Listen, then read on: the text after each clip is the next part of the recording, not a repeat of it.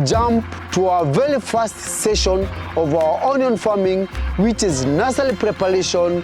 And this is how we prepare our nursery. This is how we sow our seeds and we become successful onion farmers.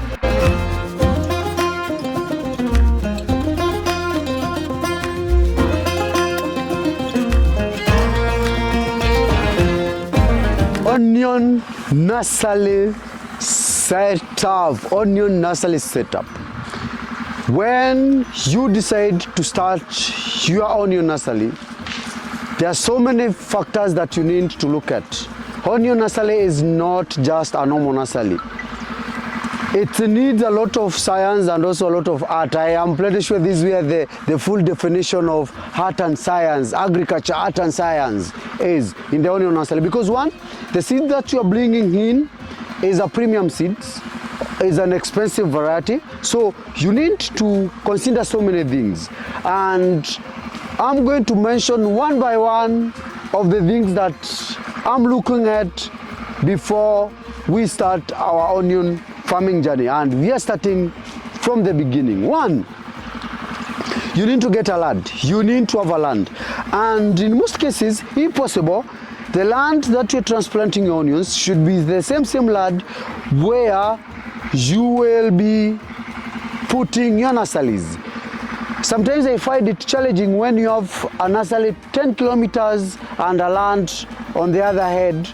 It becomes very hectic during transplanting day. So you need to see how near is the nursery to the transplanting land. If possible, the same place you're transplanting, make some few beds there and transplant. The second thing, after you get the land, now for this land to qualify to be an onion nursery, what does this land supposed to be having? One is the security.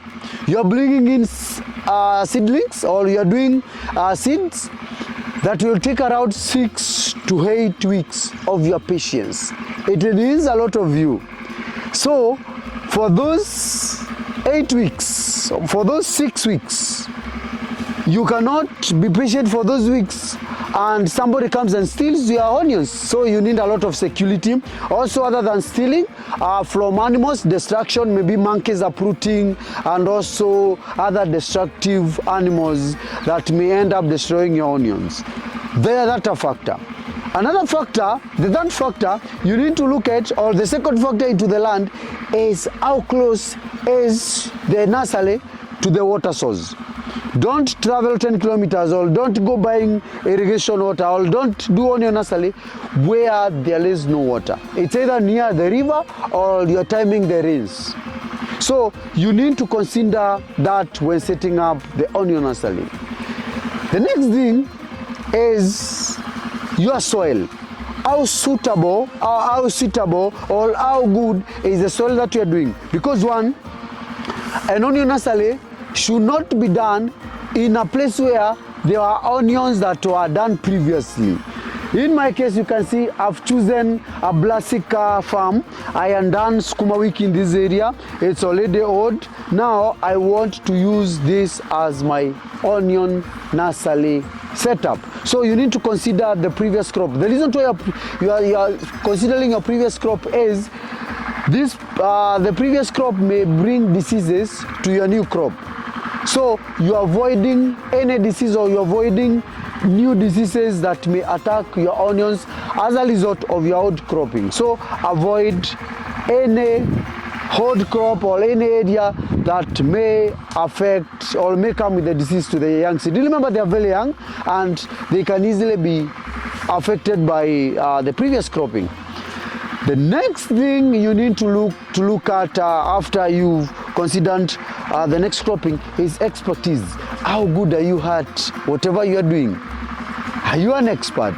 Don't worry, that's why you are following this channel, because today I'll be your expert to be able to guide you to do the best onion farming and to do the best of the best. So today we are preparing. I want to show you how we are doing the clearance. The first thing is clearing the whole land, uprooting whatever is here, then making the beds. The best measurement, how you are supposed to do it, then setting up irrigation. In my case, I was doing sprinkler irrigation, and I'm going to share that with you. So in matters expertise, in matters skills, know that you're with the best. So this, it's digging time, and this is the we are on the process of preparing the nurseries.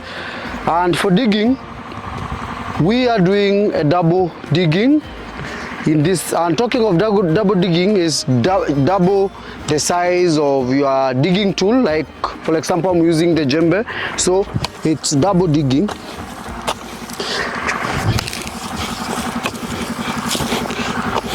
And also making sure that we break the big soil blocks so that now we can prepare our nurseries. After this, we raise the beds with ease, very ease. If your nursery area is bigger than mine, you can use a tractor. You don't need to do the way manually, the way you're doing it. The reason why we are doing it manually is because of this, the area is small, and in future we are planning to bring in the RD tractor, but as of now we are using the djembes to make sure that we dig. So depending by the size of your land, that what now leads to, or that what determines the tools you use for digging. So don't dig, or don't force your farm workers to dig for a farm. If you're planning to do 10 acres, 5 acres of onions, that is well too big for that. So this is the starting point of our class, and the preparation is ongoing. After this, we do the beds and we sow the seeds, plowing the land. And now I'm on the final step, which is setting the beds before sowing the seeds. It's a process, and I felt it's good, you know, it's step by step, so that when you plan doing it, or when you instruct it, at least you have a clue of how it's supposed to be done. There are two types of nurseries, onion nurseries, when putting the onion nursery. One is a raised nursery, and this is the one that I want to do. I want to raise my nursery. And the second one is a sunken nursery. Whenever you see a raised nursery, one thing you need to know is that place is somehow cool and humid. A raised nursery. A sunken nursery, we do it in hot areas and areas that experience drought, or there are less water in those areas. In hot areas, we do sunken. In cool areas that are not very hot, we do raised nurseries. And in my case also, the system of irrigation, which is I'll be using overhead irrigation or sprinkler irrigation here, I'm using the raised nursery. But if I was to use the fallow and everything, I could have gone also with a sunken irrigation nursery. Also, the type of irrigation can determine what you do, because you cannot do a raised nursery when you are doing, or when you are putting up a raised nursery. When you're using for irrigation, you cannot use raised nursery, but when you're using for irrigation, you can go for the sunken nursery. So today we are doing the raised nursery, and because also our area is hot, and also our system of irrigation that we're using, either sprinkler irrigation or drip irrigation. And my bed, I'm doing 60 centimeters of my bed, so that is 60, and I'm using this guiding stick as what will be guiding me during bed making. So it's 60 centimeters of the bed. So this is the stick that will be guiding me to do my bed. So from there, I now start heaping the nurseries, or I start heaping where my nursery will be. So without stepping on the bed, I do the heaping.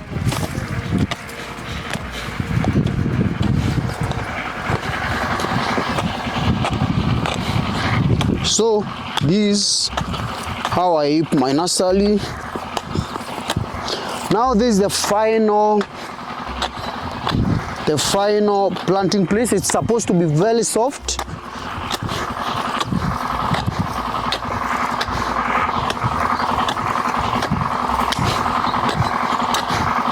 So that after this now we come lake the nursery and we make it look good. So this is how I'm lacing my bed, my nurseries.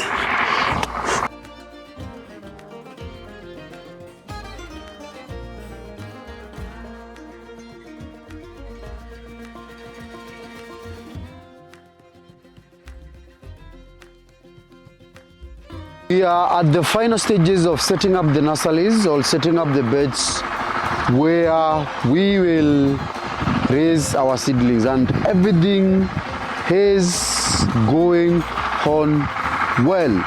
I wanted to remind you on the measurement and the practices that we are currently undertaking.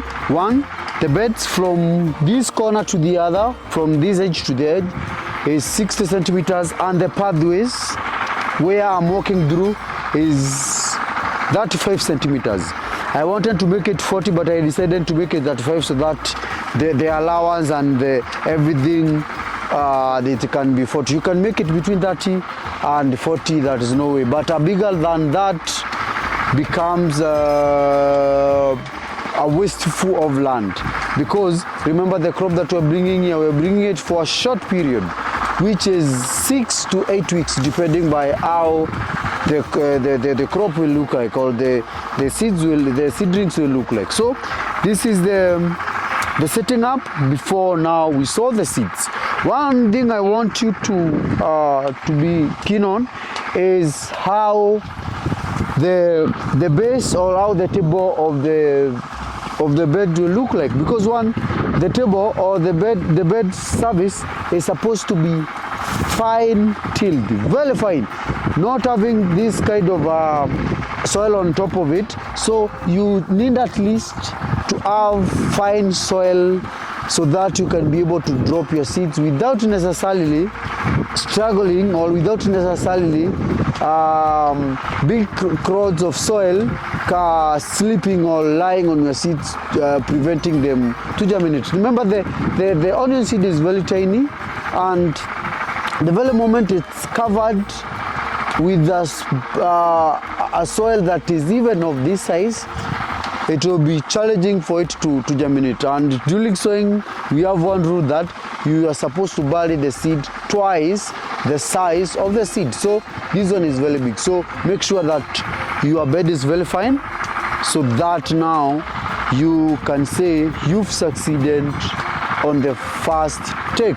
So this is how we are doing it, and it's going well. At the end of it, we'll be having a very fine bed service. Everything removed, all the roots removed, everything done as per the plan. Tried to break the big soil crowds and the big soil particles, and it looks like it's not willing to break easily. I've decided to take my first step and use water to help me break this soil particle. So I want to install the irrigation, which will also be our source of irrigation the entire growing season, which is sprinkler or overhead irrigation. I want to install the irrigation this area, start irrigating this section. I break the soil so that now after that we sow the seeds and we commence our first training, or we commence training about onion farming. This is an exciting journey, and hope you're taking notes and hope you're learning.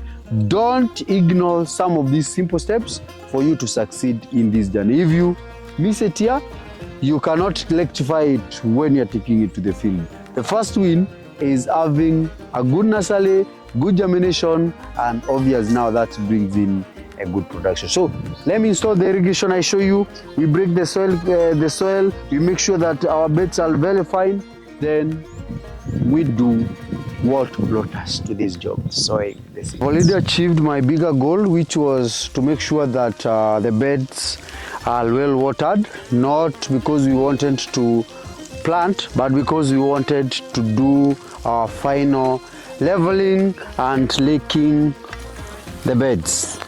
Very fine now. This is very good. Now the soil at the top is not fully watered, but at least now we can lick the beds without much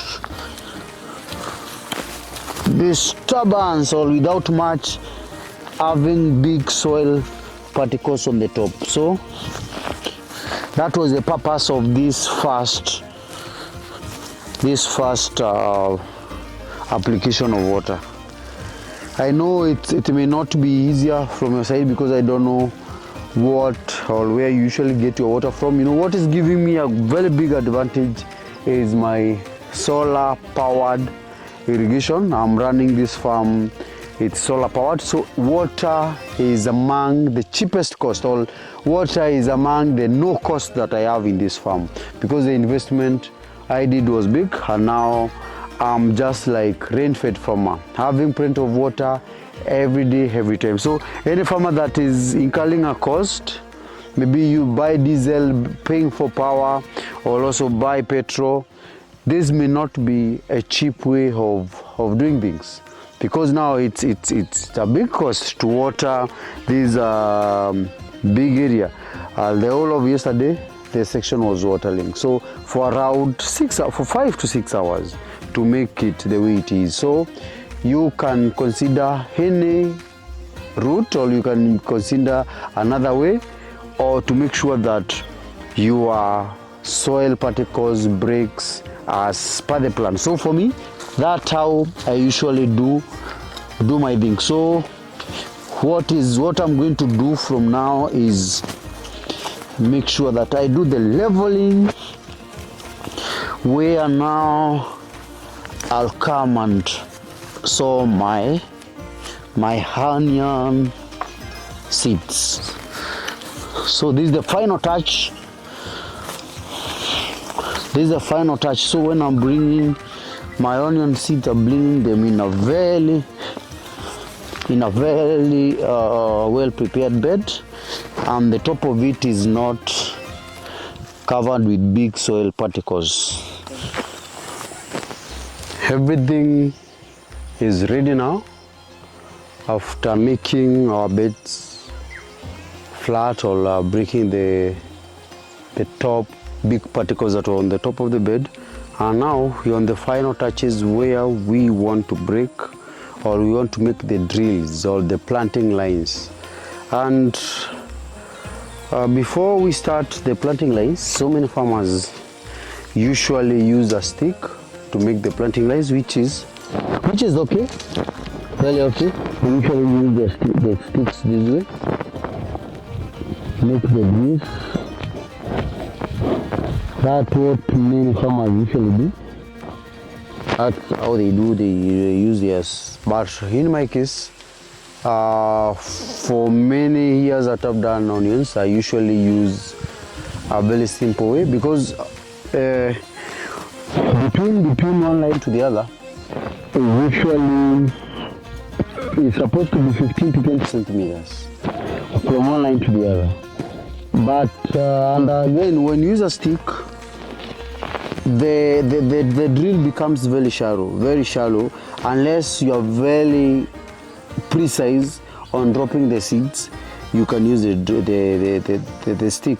But in my case now, I don't use the stick, and I use the palm of the hand to be able to measure, or to be able to gauge the distance between the line to line and the drill where I'm going to pour the seed. So this is how I do it. So my palm is the drill size, you see. So that's the size of my drill. It's not supposed to be that deep. Remember, I told you the seeds is supposed to be sowed twice the size of the seeds. So that is the size of my drill. Then the same arm becomes the spacing from one drill to the other. So From this side I come here, I make another drill. So that's how I'm making another drill. And the reason why I like the hard is you can easily remove any big soil particles that is on the top very easily. So it's just loosening the soil where you're going to drop the seed. So this is the first drill and this is the second. So I used my hand again and I'm going to make another drill. And how I'm already done with setting the drills, and we are on the final step, which is dropping our seeds. And in dropping our seeds, there is something I want to remind you. Even if you have not mechanized, you are not precise in what you're doing, you also need to observe how you drop your seeds. On the other note, you also need to maintain the spacing of your drills. We did the drills, just to remind you, the drills are in 15 centimeters. We are using our hand, which is approximately around 10 centimeters, and the spacing of the gap between 10 centimeters and another drill 10 centimeters. So that is what we are using. And without much talking, without further ado, we roll now into action, which is dropping our seeds. And this way, you also need to be very keen. Our seed is colored blue, so that means it gives us a very good vision, a very good view of the seeds, or how we drop our seeds. And we start. And when dropping the seeds, there is something I wanted to show you. When dropping the seeds, don't hold a lot of seeds. Like if you hold them this way, you are not going to drop them in a good space. You better hold a pinch of seeds so that you drop them the way they are supposed to be done. So many people usually complain that they want to speed up dropping their seeds because the labor is expensive. You better use a lot of labor during dropping and drop well. And I usually encourage, this is a secret, I usually encourage, use women, don't use men during dropping seeds. I'm your teacher and I know men can mess when it comes to dropping of the seeds. So in my case, I usually use my three fingers, this and this, to hold my seeds and drop them with a good spacing where you can easily see the seeds. You see? That's how we are dropping. As simple as that. It's not a rocket science. It's not a rocket science. So from sowing the seeds, we cover our seeds. And how do you cover our seeds? So many of you, there is also a big mistake you make during covering the seeds, because if you bury the seeds very deep, they fail to germinate. But you are supposed to bury your seeds twice the size of the seed, so you need to bury them shallowly. So this is how we do the burying of our seeds. Now let me use the seeds. Our seeds here are very small, and on the same note, we need to bury them shallowly. So instead of me using this soil that is in here, because some soil is as particle, I've brought the fallen soil, and it's kind of a dust soil, and this is what I'm using to bury my seeds.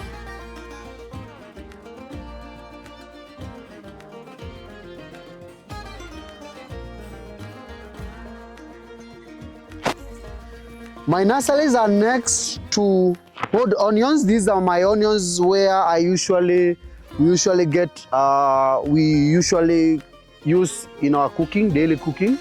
We cook with spring onion, though now we are doing bulb onion for commercial purposes.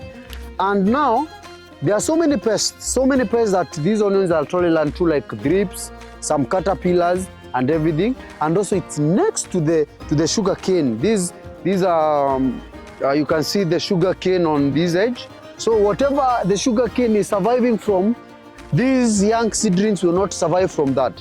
And now how do I control that? Before my seedlings germinate, I usually do my first pest control, and I use flower dust. This is the flower dust from Capi. This is what I usually use specifically to control any pest that is in the soil. This one is to control pest soil, and it's very effective. So it works perfectly well, especially when you do the irrigation. It works perfectly well. So any pest, any cutting pest that is in this soil will be controlled or will be killed by this dust. So many of you have been asking me, how do I get flower dust from Capi? How do you get it?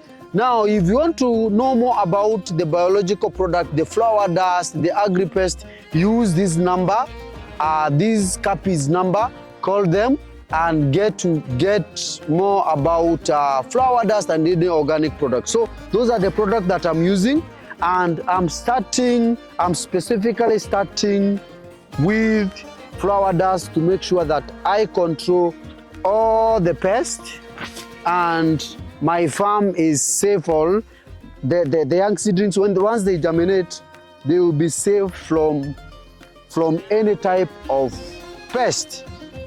Yes, even my goats can become a pest. They are big pests here. Once everything germinates, we will not need them in this farm. So control is, but this one cannot kill the goats. It's a biological product. It's a product. It's a pyrethrum product, and I encourage it 100%. The head of the nursery, and it's approved that we've started. But burying the seed doesn't mean that you've added the seeds life. It means the beginning of a new life. And in this life, I will take you through the process of managing the young seedling, and I will also take you through the training of managing the onion in the main field. So this is just but the beginning, and we test by whether the water is enough. And this is a test. If you can be able to make a ball out of your soil, that means the seed is well soaked and it's ready now to start sprouting after good irrigation. Is this the first time that you're watching me? If it's your first time, please subscribe to this YouTube channel, and don't forget to tune in to the next video or to the next training, when I'll be taking you the first management after the seeds have sprouted. And there is something that I'm pretty sure you're going to ask, whether I do the mulching. I don't do the mulching in my seeds, in my onions, or because my irrigation or my water or the area that I'm farming, I have enough water courtesy of renewable energy. The reason why we do irrigation is to make sure that we maintain the water moisture in the soil and moderate the soil temperatures. The place that I'm in, it's a hot place and the water is enough for me. So that's our first episode, or that our first training on onion nursery setup. See you in the next as we learn more about onion